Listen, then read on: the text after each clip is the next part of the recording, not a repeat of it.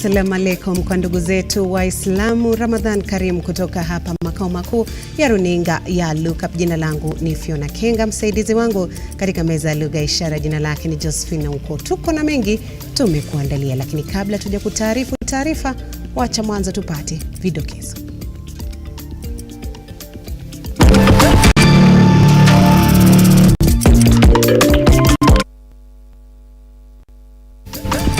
Kenyan police officers will be just part of the multinational security mission in Haiti. Na kwenye vidokezo, wizara ya usalama wa ndani yasema kuwa mipangilio yote imekamilika kwa Kenya kuwatuma polisi nchini Haiti. Rais na naibu wake wakutana na wakilishi wadi wa Kenya Kwanza katika ikulu ya Nairobi. Gavana wa Kajiado afika mbele ya kamati ya bunge kujibu maswali kuhusu utumizi wa fedha za kaunti. Aliyekuwa gavana wa Nairobi Mike Mbuvi Sonko achiliwa huru kuhusiana na kesi ya kumpiga na kumjeruhi jamaa mmoja mwaka 2019 kwenye kesi ya shamba eneo la Buruburu. Karibu mtazamaji, andamana nasi hadi tamati. Waziri wa usalama Waziri Kindiki sasa amedokeza kuwa maafisa wa polisi wapatao 1000 wataelekea nchini Haiti katika juhudi za kuimarisha usalama nchini humo. Kindiki akionekana kufutilia mbali tetesi kuwa baadhi ya maafisa wa usalama wamesusia kuelekea nchini humo. Kindiki amesisitiza kuwa mpango huo ni baadhi ya majukumu ya taifa la Kenya kama mojawapo ya mataifa chini ya Umoja wa Mataifa. There was a small court matter. That small matter has been resolved because the court said we needed to have a reciprocal agreement with Haiti. That reciprocal agreement has already been signed about a week ago. So we are now in the pre-deployment stage. All the other programs are in place, including the status of forces agreement and the laws on detention, arrests and other enforcement measures are now in place. The standard operation procedures are in place, and Kenyan police officers will be just part of the multinational security mission in Haiti. Kenya is the lead nation, but there are so many other countries that have pledged to contribute troops, and this came from the mandate of the United Nations Security Council. So it's part of our international obligations. The court matter has been addressed, and that other rumor you are talking about, I think tell the source of that rumor to return it wherever it came from. Kwingineko, hakuna yeyote atakayesazwa kwenye vita dhidi ya uuzaji wa pombe haramu. Haya ni kwa mujibu wa waziri wa usalama Waziri Kindiki, kama anavyoripoti mwanahabari wetu Ian Keitani. Waziri huyo amesisitiza kuwa watakaopatikana na hatia ya kuuza pombe haramu watashtakiwa na makosa sawia na yale ya ugaidi. Msako dhidi ya wauzaji wa pombe haramu na dawa za kulevya ukiendelea kote nchini kwa siku ya 3 mfululizo. Mamia ya washukiwa wakitiwa mbaroni hadi kufikia sasa. Waziri wa usalama Profesa Waziri Kindiki amedokeza kuwa watakaopatikana na hatia ya uuzaji wa pombe haramu sasa watashtakiwa na makosa sawia na yale ya kigaidi. We are going to introduce new laws. These laws will categorize those who manufacture, sell, distribute and consume hard drugs, psychotropic substances and illicit killer brews. We categorize them as dangerous criminals, and we will be prosecuting them using the most punitive measures that are ever found in our statute books. In other words, where we have placed terrorists, organized leaders of organized crime, including banditry, that's where we have placed those people who are engaged in this destructive business. Kulingana na waziri huyo, msako huo hautafanyika tu kwa miezi michache, bali utaendelea kwa muda mrefu. Tayari washukiwa takriban 300 wakitiwa mbaroni. This operation is a perpetual and standing operation until this problem is eradicated in our country. We have arrested nearly 300 people in the last 3 days. We have done 765 raids across Machakos County. We have apprehended motor vehicles that have been used to transport drugs and illicit, including counterfeit alcohol that is dangerous to public health. Akizungumza katika kaunti ya Machakos, Kindiki amedokeza kuwa sio tu wanaouza dawa hizo na vileo ndio watakaokamatwa, bali pia wanaojihusisha na biashara hiyo kwa njia moja au nyingine. We have declared that those who manufacture, transport, distribute and even consume hard drugs and killer brews and psychotropic substances, those that follow in that category are enemies of Kenya, just like terrorists, bandits and organized. Ian Keitani, Lookuptv. Kaunti ya Narok imefunga baa kadhaa baada ya serikali kuonya dhidi ya uuzaji wa pombe haramu kinyume na sheria. Hatua hii ni baada ya serikali kuamuru magavana kutilia maanani vita hivyo. Kuchache tu baada ya naibu wa rais Rigathi Gachagua kuunga mkono vita vinavyoendelea vya kitaifa dhidi ya uuzaji wa pombe haramu, kaunti ya Narok iliunga mkono vita hivyo kwa kufunga takriban baa 2091.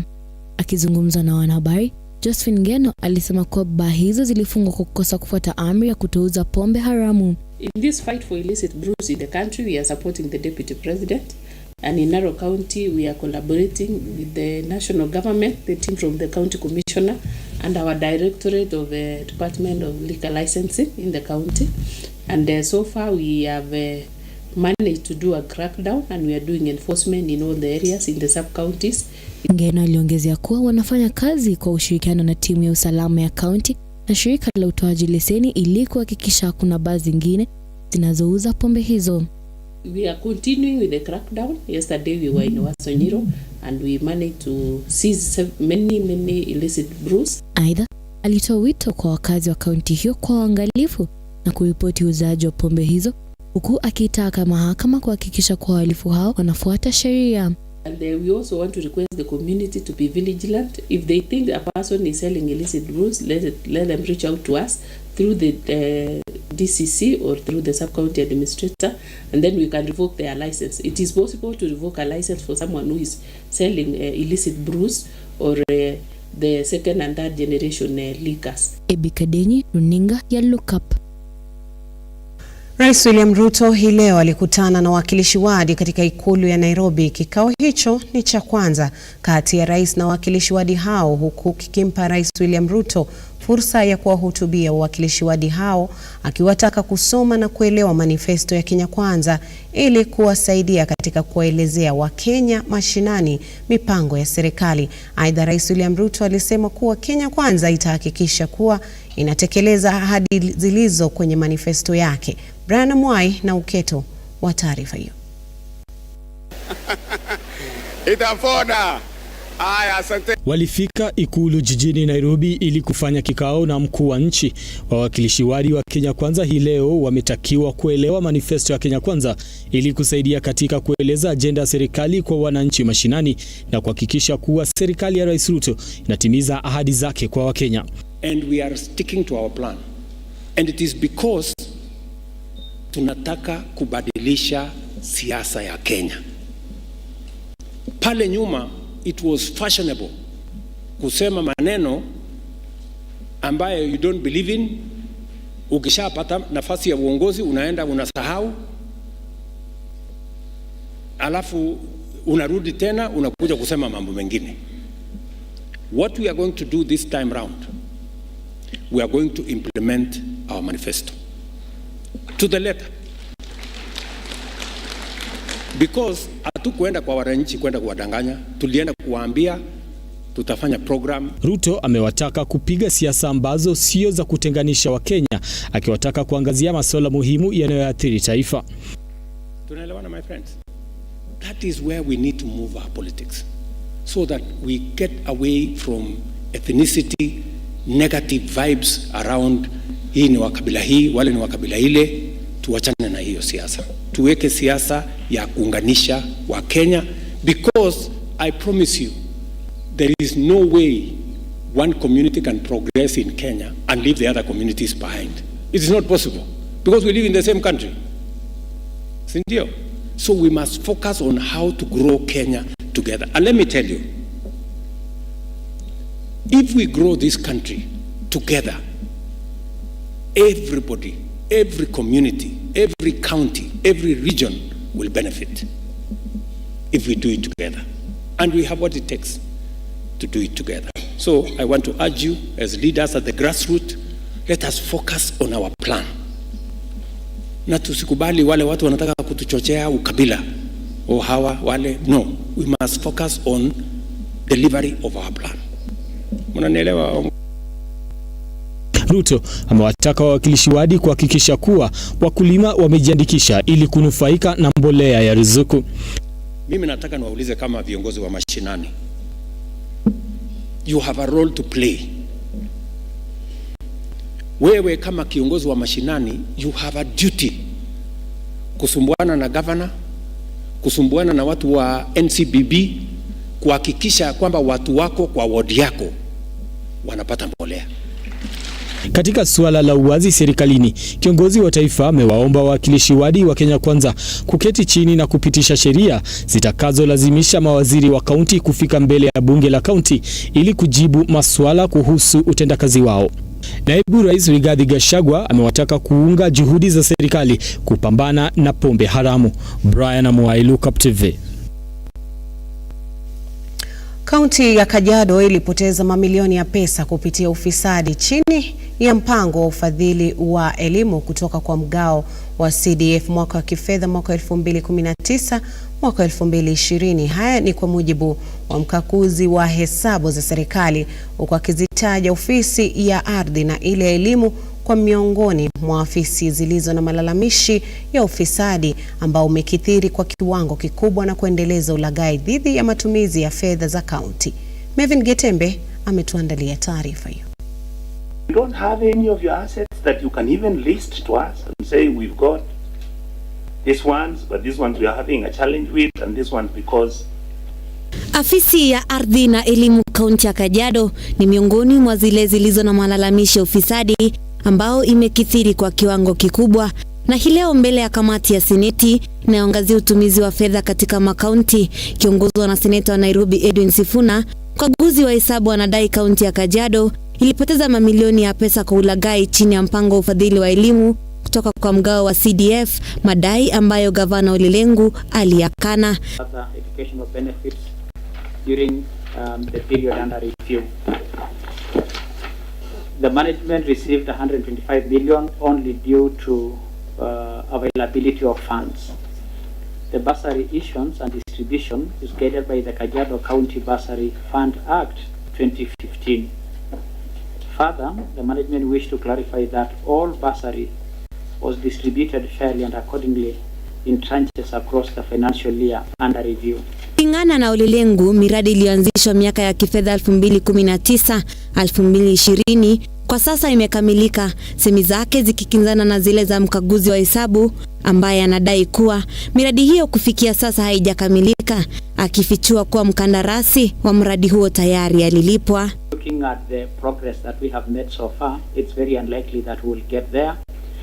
And therefore, the contractor having come back on site and the progress, the construction progressively going on, I can confirm that as requested or as asked by Senator Seki, that the contractor has the capacity to finish the job. And I want to go on record that this project is going to get complete. You know, this project has been going to get complete, and we are grateful that the audit team had highlighted concerns. And so we are surmounting this problem progressively. Hali kadhalika, gavana Ole Lenku alibua swala la kuwepo kwa wafanyikazi wa kaunti ambao wanahudumu na wengine kupandishwa vyeo kinyume na sheria, kwani sasa kati ya wafanyikazi 4,000 30% ya wafanyikazi hao wanahudumu kinyume na sheria. Find it if he's still in the administration of the Honorable Governor, you recommend that certain administrative action is taken, or if not, at the very minimum, the EFCC should get to ask that officer that question you are asking yourself in the head. Let the EFCC ask that officer, what was the basis for this recommendation of 75%? On what basis was that recommendation made? And assets that were inherited from the defunct county, local governments. But for you, the register does not exist, even in an incomplete form. That is the problem. Mevin Getembe, Lookuptv. Aliyekuwa gavana wa Nairobi Mike Mbuvi Sonko ameachiliwa huru kwenye kesi ambayo anadaiwa kumpiga na kumjeruhi jamaa mmoja mtaa wa Buruburu. Sonko pamoja na wengine ambao hawakuwa kotini wanadaiwa kuwa tarehe 25 Mei mwaka 2019 walimjeruhi jamaa mmoja baada ya kumvamia kwenye shamba lenye utata mtaa wa Buruburu. Aliyekuwa gavana wa Nairobi Mike Sonko ameachiwa huru na mahakama ya Kiambu kwa kesi inayohusiana na mashtaka ya shambulio. Inasemekana kuwa mnamo Mei 25, 2019 majira ya saa 8 mchana katika eneo la Buruburu Phase 4 kata ndogo ya Kamkunji County ya Nairobi, Sonko aliondoka ofisini mwake jijini Nairobi akiwa gavana wa Nairobi wakati huo, akiambatana na vijana ambao chini ya matamko yake walisababisha makosa hayo. Complainant number 1 all the way to number 10. The application to have the matter withdrawn, reasons advanced, which has not been opposed. I allow the same as paid. I also discharge the accused surety and order that the Supreme Court to be released back to him, and the matter is marked as closed.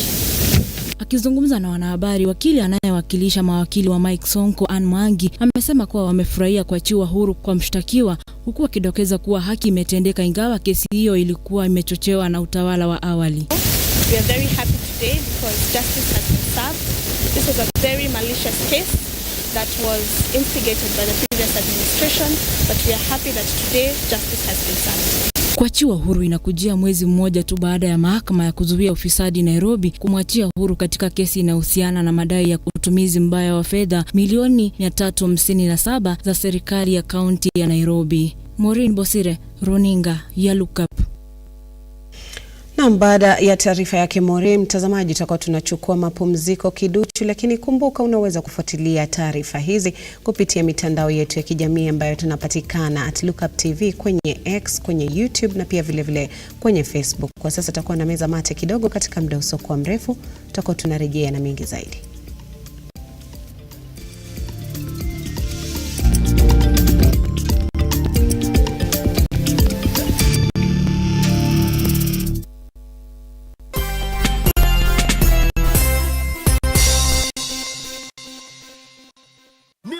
Wa kuvuna chapa na tatua tatu. Kuna guaranteed 1,300 vuna cash baada ya kila nusu saa na daily vuna bonus ya 1,100 kila Jumapili. Unaweza vuna hadi nusu milioni ama tuktuk ndani ya Tatua Bonanza Live na zawadi zinginezo. Vuna chapa leo na tatua tatu. Ingia kwa M-Pesa paybill number 150 account, weka namba zako tatu za bahati, fuatiza na neno look. Amount ni shilingi 10 hadi shilingi 1,000. Over 18s only. Gaming can be addictive. Play responsibly. BCLB number 000898.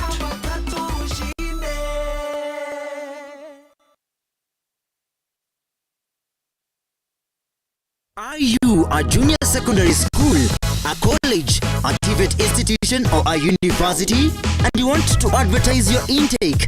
Book now and advertise with us today on both Lookuptv and all our digital platforms. Call us today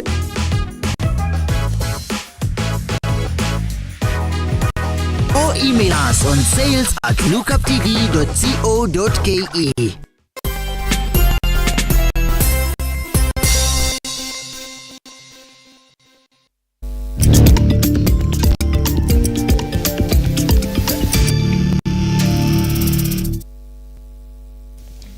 Karibu tena mtazamaji, tukutaarifu. Wafanyabiashara na wauzaji wa miraa na muguka katika soko la Kongoya kaunti ya Mombasa wamelalamikia kuongezeka kwa asilimia kubwa ya ada ya leseni ya maduka na magari yanayosafirisha bidhaa hiyo. wakiongozwa na mwenyekiti wao Lilian Kirothe na Stanley Meme wamedokeza kuwa leseni ya maduka imeongezeka kutoka shilingi 6,000 hadi shilingi 18,000 huku ile ya magari ya mizigo ikiongezeka kutoka shilingi 25,000 hadi shilingi 50,000. Kaunti ya Mombasa itusukue kama wafanyabiashara wengine kwa sababu miraa na mkoka inaleta pesa nyingi sana kwa kaunti. Na sisi watu wa kaunti wajua tu si watoto wandogo, ni watu wakubwa wanakula miraa. Pale kwa gate maana ngali saa hii tunalipishwa 50,000 kuingia na ni kila siku ambayo inaenda pesa nyingi sana kwa kila siku kulipa 50,000.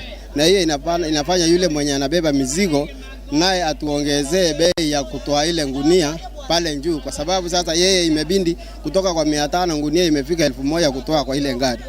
Alafu kwa mambo hii tena wakituchanje hapa sokoni wametufuata tena mpaka kule dukani nao tulikuwa tunalipa leseni 6,000. Saa hii wamesema leseni ya nduka ni 18,000.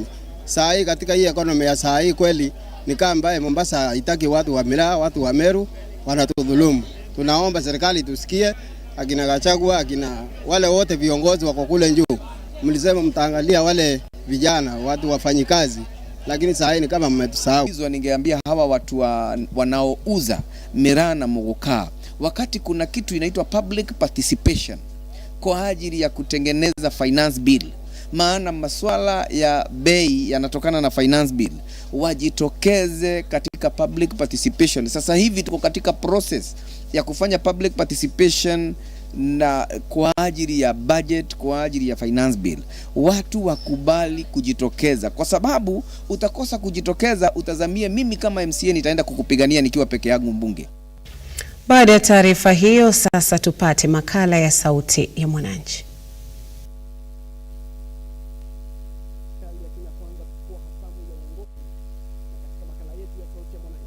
Tunapata baadhi ya maoni ya wananchi. Lakini mimi kitu yoyote kuhusu RUTO ama Raila sioni kitu yoyote wametusaidia nayo. Kwanza hata RUTO hajatusaidia kwa saa hii, ndio tulipiga kura kama sisi vijana, hatujaona mahali ametusaidia. Maisha tu ndio imekuwa tu ile ile. Unaona? Hata zile vitu alikuwa anasema atatimiza hakuna yote hata ametimiza. Kitu ya kwanza, mimi kwanza ni mtu wa asili damu, nilimpigia kura lakini hakunisaidia. Kuna kitu wanaweza tusaidia nayo. Usipofanya kazi yako hakuna kitu atakusaidia nayo. Hizi tu ni siasa, ni kama kwenda kutongoza mwanamke, lazima useme maneno matamu ndio ili mpige kura. Kila mtu afanya kazi mahali anafanya. Usingoje serikali kuletee pesa, hao wanafanya yao na wewe unafanya yako. Si ukae ukiradalanda ukiombaomba ama ukifikiria serikali itakuletea chakula kwa meza. Hapana, lazima utie bidii. Kwa hii muda yenyewe wamekaa, kuna promises ambazo zilikuwa kwa manifesto yao. Kuna zenye zimetimika na kuna zingine bado. Akipunguza gharama ya maisha ya raia wale walimchagua apunguze gharama ya maisha, lakini uongozi yake si mbaya. Hatuwezi kusema kwamba hajafanya kazi, lakini mahali ambapo sisi watu kama tunalalamika, mahali maisha imekuwa ngumu, mahali watu wanatoa kodi, hata wenye hawafanyi kazi, wenye wanafanya kazi kidogo kidogo, wenye hata mshahara yao haiwezi fika hata 200 kwa siku, bado wanalipia gharama zingine ambazo ni za maisha imekuwa juu, tuseme hivyo. Kwa serikali ianze, kuna ahadi walitimiza lakini bado hawajatimiza kabisa. Bado mwananchi bado wanafinyilika, waongeze bidii kushinda hivyo. Ni baadhi ya maoni kutoka kwa wakazi wa Dagoretti jijini Nairobi wakitupa hisia zao kuhusiana na uongozi wa Rais RUTO tangia ingie uongozini. Martin Masharia, Lookuptv, Nairobi.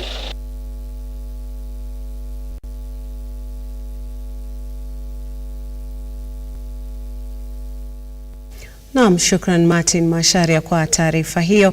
Bweni moja la shule ya upili ya Bokoli lililo eneo bunge la Webuye Magharibi kaunti ya Bungoma limeteketea huku vifaa vya takriban wanafunzi zaidi ya 80 vikiharibika. Akithibitisha kisa hicho, mwalimu mkuu wa shule hiyo Marcellus Musonye amesema kuwa mkasa huo ulitokea mwendo wa asubuhi, wanafunzi wakiwa kwenye masomo andalizi ya asubuhi. Hadi kufikia sasa chanzo cha moto huo bado hakijabainika. We have had an incident of fire where we have lost one of our dormitories. We have no details, but all our children are safe. This happened when the students were in prep and they were just about to complete their prep. We are still doing investigations to be able to know the cause of the fire. I think for further information, you will be able to get it maybe from our director and the board. They'll give a way forward. It has 88 students and they lost all their property. Yeah, we are appealing to them to come and support us. We have no single space within the school where we can place these young people.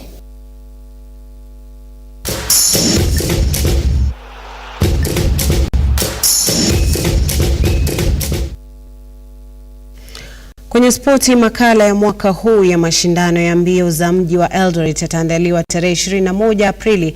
Mkurugenzi wa mbio hizo Moses Tanui, ambaye ni mshindi mara 2 wa mbio za Boston, amesema kuwa mashindano hayo yanadhamiria kuwasajili jumla ya wanariadha 10,000 mwaka huu. Aidha, mbio hizo zinarejea baada ya kukumbwa na tatizo la udhamini mwaka uliopita. Ladies and gentlemen, this year, supported by our sponsors, we are targeting to register about 10,000 runners. Registration will be done at www.eldoretcitymarathon.co.ke. Even as I begin, I want to say thank you to our race director, Moses Tanui, together with all the board members, the chairperson, Andrew Chelogoi, of this particular marathon. Because when they told me about this marathon and the dream that they had, I said to them, how can we be a city of champions with no marathon? Surely. Isn't it? Does that make sense? That we are the ones who are sending champions to Boston, to Chicago, to London, all over the world, Tokyo the other day, yet we don't have a marathon, an accredited marathon in Uasin Gishu County. So when he said it to me, I said, I will take a leap of faith. We are going to have this marathon. And even as we speak now, we don't have all the money, but we shall have it. I believe we shall get all of it. And he explained something that was very important. He said to me that there are some athletes who, in order to go to international races, require to run in an accredited marathon, one that is recognized by the World Athletics. And so this is an opportunity for our young people to be able to have a certification time. Na mtazamaji, dakika 26 zimekatika tangu saa 1 kamili saa za Afrika Mashariki. Jioni ya leo nitakuwa natamatisha taarifa zangu wakati huu. Shukran kwa wote walioweza kufanikisha taarifa za siku ya leo, akiwemo mwelekezi wangu ambaye ni Jeremy Komo, mzalishaji wa taarifa hizi Job Mwaura, jina langu Fiona Kenga, bila ya kumsahau msaidizi wangu katika meza ya lugha ishara Josephine Uko. Kuwa na usiku mwema, usiku usiokuwa na bughudha, usiku mwanana. Kwaheri.